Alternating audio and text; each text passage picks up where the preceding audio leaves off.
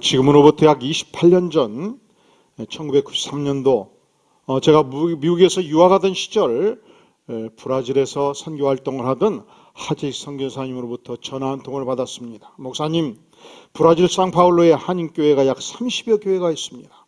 이 30여 교회 전체가 연합부흥회로 모이기로 결정을 했고 목사님을 강사로 모시기로 했습니다. 그리고 브라질 전역에 목회자와 선교사들을 위한 프리셉트 세미나를 낮에는 진행해 주시고 밤에는 연합부흥회를 진행해 주시면 감사하겠습니다 해서 제가 남미 지역 이 베네수엘라 카라카스 집회, 아르헨티나 부에노스 아이레스 부흥 집회, 그리고 상파울로 집회를 계획하게 된 것입니다.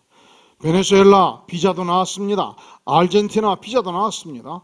그런데 브라질 비자가 정작 안 나온 거예요. 이유가 이렇습니다. 당시 미국과 브라질이 외교적 문제가 있었습니다. 여러 가지 있었는데 그 중에 하나가 전 세계 국민들이 미국을 들어갈 때 공항에서 이 눈동자를 촬영을 했는데 이것을 브라질이 인권 침해로 본 거예요. 그래서 브라질 당국은 전 세계에서 브라질 공항으로 들어올 때 다른 모든 민족은 눈동자 촬영을 안 하는데 미국 사람은 다 눈동자 촬영을 하고 엄격하게 세관 심사를 진행을 한 것입니다. 이 대국주의. 우리가 생각할 때는 미국이 초특급 선진국이라 보고 브라질은 중진국적으로 여기는데 브라질 지도자들은 이 북남미 전체에서 브라질이 가장 천연자원이 풍부하고 브라질이 전 세계에 이 아마존강을 중심으로 해서 허파 역할을 하는 만큼 브라질을 강국으로 생각하는 자부심이 있었던 것입니다. 그러니까 제가 미국에 한국 사람임에도 불구하고 미국에 머물렀다는 이유 때문에 비자를 안 내준 거예요. 이제 다시 연락이 오기를 이미 30개 교회에서 열심히 기도하고 있고 팜플렛 다 만들어서 뿌렸고 지방에 있는 선교사들이 비행기표가 사가지고 다 오도록 되어 있는데 목사님 반드시 들으셔야 됩니다. 아니 비자가 안 들었는데 안 나오는데 어떻게 가냐. 이 외무부 장관한테 부여하는 특별 외교 출입국 비자를 만들고 있으니까 일단 아르헨티나와 브라질 접경지역 이과수 폭포, 세계에서 가장 큰 폭포가 있거든요. 그 이과수 공항으로 들어오면 그때부터 일정은 브라질 측에서 다 해결을 하마 해서 들어가게 된 것입니다. 이과수 공항에 이 비행기가 도착을 했습니다. 그때 아나운스먼트가 나오기를 긴급 특별 외교 인사가 있는 만큼 이분이 하차한 이후 여러분들은 대기해 주시기 바랍니다 하더니 이 제복을 입은 아주 고위 경찰 간부가 직원 2명을 대동해서 제 앞에 와가지고 경렬을 딱 붙이는 것입니다. 그러더니 짐을 저희가 들어드리겠습니다. 짐을 꾸려가지고 비행기 출입을 딱 내리니까 큰 세단차가 무릉무릉 하고 문을 딱 열어주길래 기분 좋게 앉았더니 거기서 호텔로 직행을 해버렸는데 일체의 세관도 거치지 않고 신분 확인도 하지 않고 말하자면 대한민국 외교부 장관이 들어갈 때 그 특별 대우를 해서 집회를 하게 된 것입니다. 너무 과분한 대접을 받았던 만큼 잊을 수가 없는 사건이었습니다. 그런데 사랑하는 성도 여러분, 오늘 본문은 완전히 반대의 상황이 진행되고 있습니다.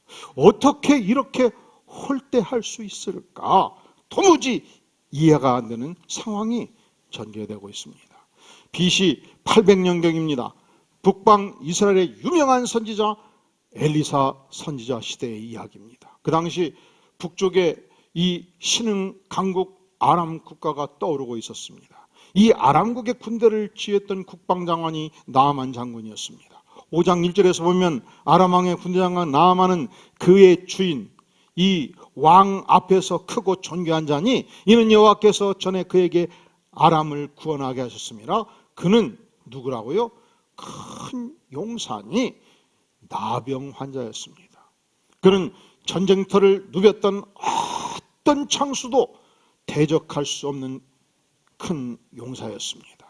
그는 전쟁의 영웅이었습니다. 그는 이 아람 국가를 강대국으로 이끌어갔던 국방장관이었습니다. 문제는 온몸에서 발진이 일어나는 이 문둥병을 앓고 있었습니다. 누구도 그를 치유할 자가 없었습니다. 근데 마침 집안의 하인 중에 이스라엘 출신 여인이 있었는데 나아만 장군 부인에게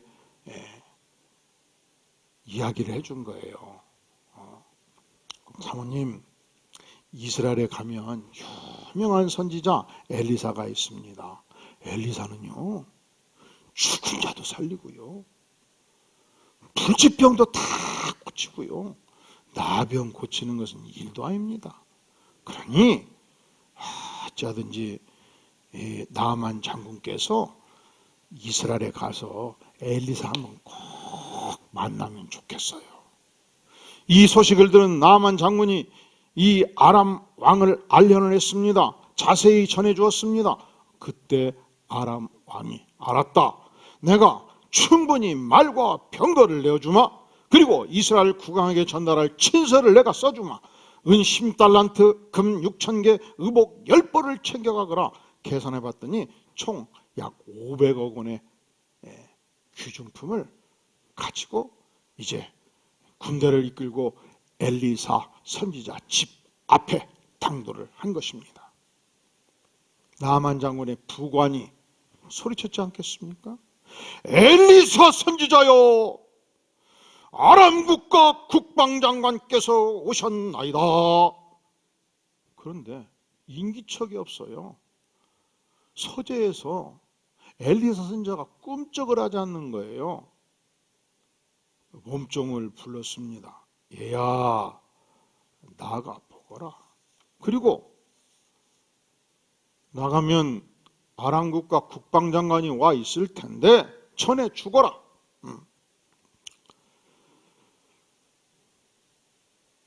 나아만 장군이 성질이 머리 끝까지 나버린 것입니다. 왜 그랬을까요? 나가 누군데? 나가 누군데? 나가 국가도 쓸어버릴 수 있는 국방장관인데 지가 뭔데 코빼기를 안 비추는가? 그리고 나한테 요단강을 7번 들어갔다 나왔다 지가 뭔데 명령을 하냐고. 내가 요단강 들어갈 것 같으면 우리 동네 깨끗한 담에색 땅에 들어가는 게 100번 낫지. 그렇게 속으로 생각을 한 것입니다. 제 친구 중에 김명일 목사라고 있습니다. 신학대학원 시절에 군종장교로 이제 선정이 돼서 훈련을 받고 이 군 복무를 장교로 하게 된 것입니다. 그런데 만약에 이 김명일 목사한테 강력한 치유 능력이 나타나서 수많은 장병들이 모든 의사들이 손댈 수 없는 불치병, 암병, 문둥병, 기타 모든 병을 고치기 시작하면 어떻게 되겠습니까? 전군에서 의사들이 못 고치는 이 군인들이 다 그에게 와서 치유를 받지 않겠습니까? 그리고 북한 정권이 민주화 정권이 되었고 핵도 포기했고 그래서 새로운 국방장관이 임명이 되었는데 소식을 들은 거예요. 어떤 환자도 못 고치는데 이 김명일 목사한테 가면 손 얹어버리면 질병이 낫는다 해서 수십 명의 의사가 내 몸을 다루어도 고칠 수 없었는데 김명일 목사가 고친다니 국가 총수의 허락을 받고 이제 예물들을 다 챙겨가지고 부하들과 함께 이 김명일 군종장교 직무실 앞에 대기를 딱 한 것입니다. 나 북한의 국방 국방장관이요, 김명일 목사님, 군종장교님, 나를 치료해 주옵소서. 그랬더니 서재에서 꿈쩍도 안 하고 1등병 말단 부하를 내보내서 한강으로 가거라, 한강물에 가서 7번 들어갔다 나왔다 하거라. 그러면 대기하였던 수많은 기자들이 어떤 기사를 내겠습니까? 김명일 군종 장교 예의가 없다, 버르장머리가 없다, 외교 관례를 깼다, 어찌 일국의 국방장관을 그렇게 홀대할 수가 있는가 하고 난리치지 않겠습니까? 그리고 본인 자신도, 국방장관도 열내지 않겠습니까? 그래서 오늘 11절 말씀에 보면 나아만이 노하여 분노했습니다. 그가 물러가버린 것입니다. 내 생각에는 그가 내게로 나와서, 엘리사가 내게로 나와서서 그의 하나님 여호와의 이름을 부르고 엘리사의 손을 나병으로 고통하는 내 몸 부위에 흔들어서 엘리사가 나병을 직접 고쳐야 될 거 아니냐. 12절 차라리 다메섹 강 아바나와 바르바는 이스라엘의 모든 강물보다 낫지 아니하냐. 내가 거기서 몸을 씻으면 깨끗하게 되지 아니하려 하고 몸을 돌려 분노하여 떠나버린 것입니다. 그래서 우리는 질문하지 않을 수가 없어요. 첫째로 왜 엘리사는 끝까지 나아만 장군을 만나지 않고 몸종을 내보냈을까요? 그가 코로나 걸려가지고 만나면 옮길까 봐서 그랬을까요? 그가 적국, 이 아람 국가의 군대 장관인데 내가 적국의 이 군대 장관 치료해주면 적국을 이롭게 하는 거지, 그러니까 나는 고치지 않겠다 해서 안 만났을까요? 자, 이보다 더 큰 의문점이 있습니다.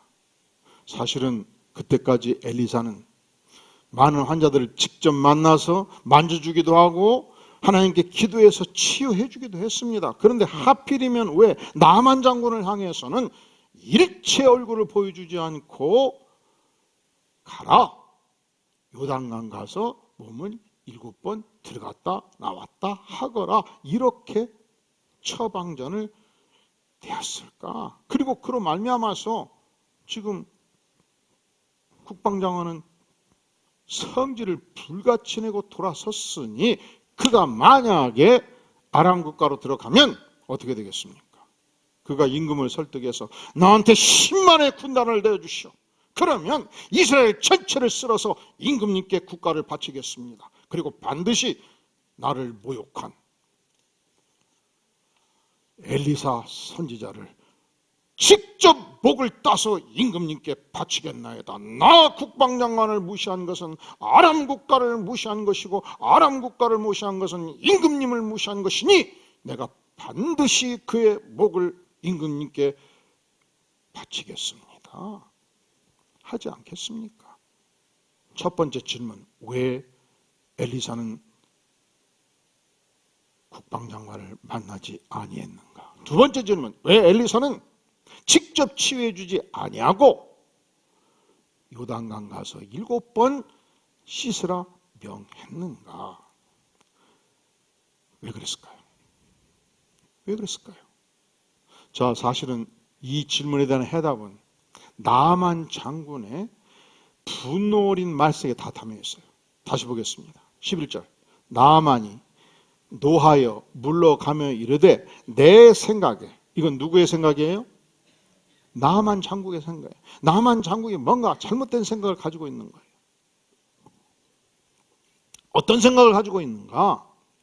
그가 엘리사가 내게로 나와 서서 엘리사의 하나님 여호와의 이름을 부르고 엘리사의 손을 그 부위에 흔들어 나병을 고쳐라, 왜 그렇게 하지 않았는가라는 질문입니다. 자, 다시 말합니다. 나병, 나의 나병을 고쳐라. 누가? 엘리사, 너가 나의 나병을 고쳐라. 두 번째, 엘리사, 너가 너의 하나님의 이름을 부르고 너의 하나님이 나를 고쳐라. 이 하나님이 결코 나의 하나님은 아니다. 너의 하나님이 나를 고쳐라. 너의 손을 문둥병 부위에 흔들어서 나의 나병을 고쳐라, 이렇게 요청하고 있지 않습니까? 이게 무슨 문제일까요? 나만 장군은 치유받기를 너무너무 원했습니다. 나만 장군은 엘리사 선지자가 치유하기를 원했어요. 엘리사가 능력이라고 본 거예요. 나만 장군은 엘리사의 하나님이지 나의 하나님이 결코 아니라는 거예요. 그러니까 엘리사는 고칠 수가 없는 것입니다.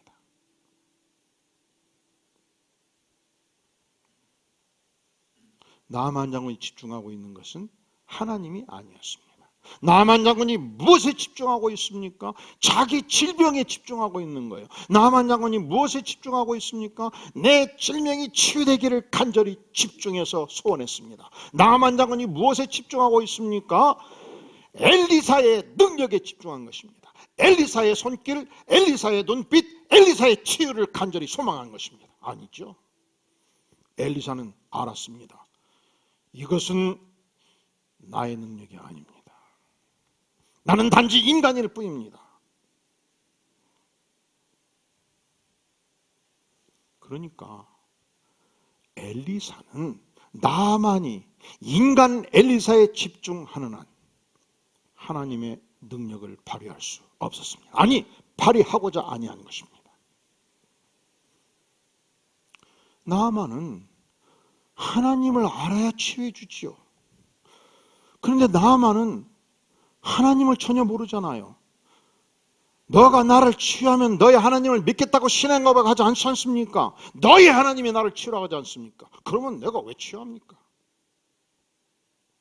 나만 장군은 여호와 하나님께 집중하지 아니했습니다. 나만 장군은 엘리사에게 집중하고 있었고 자기 질병에 집중하고 있었던 것입니다. 사랑하시는 성도 여러분, 언제든지 인생 문제의 해결자는 전능하신 하나님이십니다. 언제든지 인생의 모든 질병과 영혼의 질병을 치유하시는 전능하신 하나님이십니다. 그런데 나만 장군은 전혀 하나님께 관심이 없었습니다. 나만 장군은 인간 엘리사의 능력을 온전히 의지하였고 인간 엘리사의 능력, 거기에 전 시선이 집중하고 있었던 것입니다. 그런데 엘리사는 자신은 무능한 자였습니다. 하나님의 능력이 임할 때만이 능력의 사자였습니다. 내가 왜 그를 만나야 되는가? 만날 이유가 전혀 없었던 것이죠. 그는 모든 능력은 여호와 하나님으로부터 나온다. 하나님은 전능하시다. 하나님이 치유자시다. 하나님이 해답이시다. 이것을 선포하고 이것을 교육하고 이것을 안내하기 위해서 나는 오히려 걸림돌이 될 수 있고 나는 오히려 장애물이 될 수 있고 나는 숨겨야 될 존재고 역사하시는 분은 하나님이시며 살아계신 분은 하나님이시며 치유하시는 분은 전능하신 하나님이시다. 그것을 웅변으로 보여주고 있는 것입니다. 엘리사인 나, 아무리 출중한 능력을 가졌다 할지라도 아무리 병자가 살아난다 할지라도 죽은 자가 살아난다 할지라도 나는 하나님의 피조물이요 인간일 뿐이다. 여호와 하나님이 창조주시고 능력의 주님이시다. 나 엘리사는 전능하신 하나님의 손길이 임할 때만이 치유의 능력 나타난다. 이것은 나의 능력이 아니고 전능하신 하나님의 능력이다. 치유의 원천은 언제든지 전능하신 하나님이시다. 나는 하나님이 쓰시는 의료 도구 메스에 불과한 존재다. 그런 거로 직접 치유하시는 전능자 하나님, 메스로 암병을 떼어나시는 전능자 하나님, 치유의 하나님, 그 하나님 앞에 서라. 이것이 엘리사의 진정한 요청사항이었습니다. 왜 엘리사가 그 위대한 국방장관을 직접 영접하지 아니했는가? 하나님만이 치유하시기 때문에. 왜 엘리사가 다메섹 강이 아니고 여호와의 강, 다메섹 강이 아니고 이스라엘의 강, 다메섹 강이 아니고 회개의 강, 요단강에 가서 7번 씻으라 명하였는가? 하나님만이 유일한 치유자시기 때문에. 자, 하나님은 누구신가? 과거나 현재나 미래나 어느 역사를 통해서도 오직 여호와 하나님만이 유일한 능력자시며 인생 모든 문제의 해결자십니다. 오늘날도 우리가 인생의 위기를 만날 때, 질병을 만날 때, 고난을 만날 때, 사랑하시는 성도 여러분, 우리는 힘센 인간을 찾습니다. 권세자를 찾습니다. 상담자를 찾습니다. 그 분야의 전문가를 찾습니다. 그리고 연주를 찾습니다. 이것이 인간의 모습이고 이것이 나아만 장군의 모습이었습니다. 심지어 하지만 능력의 엘리사조차도 자신이 치유한다고 생각하지 아니하는 것이죠. 우리가 인생에 문제가 생길 때 마치 나아만 장군처럼 그 분야의 전문가를 찾아가고 그 병을 치유할 능력의 엘리사를 찾습니다. 성공자를 찾습니다. 세상의 권세자를 찾습니다. 의지할 자를 찾습니다. 영적인 지도자를 찾습니다. 아니죠. 그것이 해답이 아닙니다. 오직 여호와 하나님을 바랄 것을 주께서 요청하십니다. 왜냐하면 언제든지 인간이 능력이 아니고 전능하신 하나님이 능력이기 때문에, 언제든지 모든 문제의 해결자는 전능하신 하나님 아버지이기 때문에, 인간의 최대의 문제, 이 죄성의 문제를 여호와 하나님께서 그의 아들을 십자가에 내어 주시까지 하심으로 인생의 모든 죄를 해결해 주셨고 인생의 모든 상처를 이미 치유해 주셨습니다. 그러니까 오늘의 이 시대에 가장 큰 복음은 무엇인가? 모든 인생 문제 해결자는 전능하신 하나님이시다. 우리가 하나님을 만날 때, 그의 아들 십자가의 복음을 만날 때 우리는 치유받는 것이며 우리는 영생을 얻는 것이며 우리는 새로운 차원의 위대한 생애를 살아가게 되는 것입니다. 나아만 장군, 그가 우여곡절 끝에 고국으로 돌아가지 아니했습니다. 그는 자신의 자존심을 내려놓고 엘리사 선지자의 요청을 따라 하나님의 강 요단강을 향해서 저벅저벅 걸어갔습니다. 온전히 치유를 받았습니다. 그때 그가 전능자 하나님을 만나고 이렇게 고백합니다. 15절, 나아만이 모든 군대와 함께 하나님의 사람에게로 돌아와서 그의 앞에 서서 이르되 내가 이제 이스라엘 외에는 온 천하의 신이 없는 줄 아나이다. 이스라엘의 신 외에는, 이스라엘 하나님 여호와 외에는 온 천하의 신이 전혀 없다는 사실을 깨우친 것입니다. 우리가 여호와 하나님을 만날 때, 우리가 예수 그리스도를 만날 때 지상에 유일하신 하나님, 삼위일체 하나님밖에 없다는 것을 고백하지 않습니까? 17절, 나아만 이르되 그러면 청하건대 노새 2마리의 흙을 당신의 종에게 주셔서 이제부터는 종이 번제물과 다른 희생제사를 여호와 외에 다른 신에게는 일체 드리지 않겠습니다. 오직 여호와께만 제사를 드리겠나이다. 젖과 꿀이 흐르는 땅, 이 가나안 땅의 하나님 여호와 하나님이 나의 하나님이십니다. 그래서 내가 이 하나님을 섬기기 위해서 이 여호와 하나님의 땅의 흙을 가지고 가서 앞으로 남은 생에 오직 여호와 하나님께만 충성하겠나이다.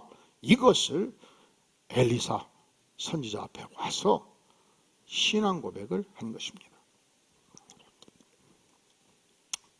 미국령 괌에 가면 탈로포포라는 유명한 폭포가 있습니다.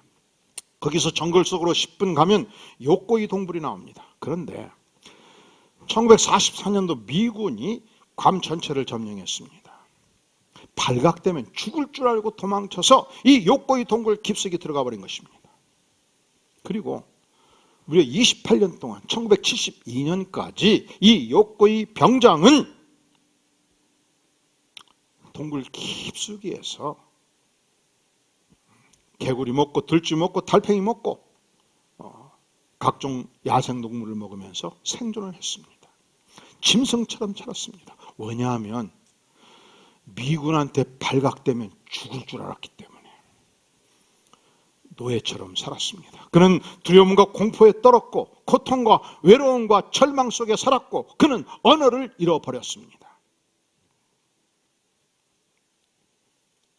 그리고 오늘날 이 괌박물관에 그가 원시적으로 노예처럼 살았을 때 사용했던 많은 도구들이 전시되어 있다고 합니다. 왜 그가 노예처럼 살 수밖에 없었나요? 이 복된 소식 한마디만 들을 수 있었다면, 전쟁은 끝났다, 지금부터 자유다, 아무도 그에게 이 소식을 전해주지 아니한 것입니다. 오늘의 이 시대 모든 백성들을 향해서 가장 큰 복된 소식이 무엇입니까? 여호와 하나님, 그분은 창조주시다. 그분은 모든 인생 문제의 해결자시다. 그분이 직접 우리의 영혼과 우리의 육체의 질병을 치유하신다. 그분의 아들 예수 그리스도를 믿을 때 우리는 영생을 얻고 인생의 모든 죄사함을 얻는 새로운 차원의 인생을 산다. 이것보다 복된 소식이 무엇이 있겠습니까? 그런 거로 마치 나아만 장군이 처음에는 자존심이 상했고 처음에는 몸둘 바를 몰랐고 처음에는 분노했지만 이 엘리사 선지자의 말을 의지해서 여호와 하나님께 나아갔을 때 온몸의 치유를 받았듯이 우리도 오늘의 시대를 살면서 인생의 위기를 만날 때, 어려움을 만날 때, 한계 상황에 봉착할 때 그 분야의 전문가를 만나기 전에, 그 분야의 의사를 만나기 전에, 상담자를 만나기 전에 나를 직접 치유하시는 전능하신 하나님께 나아가서 간절히 기도하고 능력받는 생애를 살 수 있기를 간절히 바랍니다. 이번 나흘간 진행하는 기도회는 하나님이시여, 하나님은 능력자십니다. 하나님은 문제 해결자십니다. 내가 하나님을 향하는 온전한 믿음을 회복하기를 원합니다. 이 기도의 축복을 누릴 수 있기를 간절히 바랍니다. 이 하나님의 복된 소식을 알았던 다윗은 시편 18편에서 이렇게 노래합니다. 나의 힘이 되신 여호와여, 내가 주를 사랑하나이다. 여호와는 나의 반석이시오, 나의 요새시오, 나를 건지시는 이시오, 나의 하나님이시오. 내가 그 안에 피할 나의 바위시오, 나의 방패시오, 나의 구원의 뿌리시오, 나의 산성이시로다. 이 다윗의 신앙 고백, 나아만 장군의 위대한 신앙 고백이 또한 우리 모든 백성들의 신앙 고백이 될 수 있기를 주의 이름으로 축원합니다. 다 함께 머리 숙여 기도합니다. 영광의 주님, 우리가 어려운 시대를 살면서 주님, 연약해서 인간을 의지하기 쉬웠고 연약해서 환경에 전율할 때가 많았습니다. 전능하신 하나님 아버지, 언제든지 문제 해결자이신 전능자 하나님께 직접 나아가서 하나님의 용서, 하나님의 치유, 하나님의 권능을 부여받고 일어설 수 있도록 하나님 은혜를 베풀어 주시옵소서. 예수님의 이름으로 간절히 기도하옵나이다. 아멘.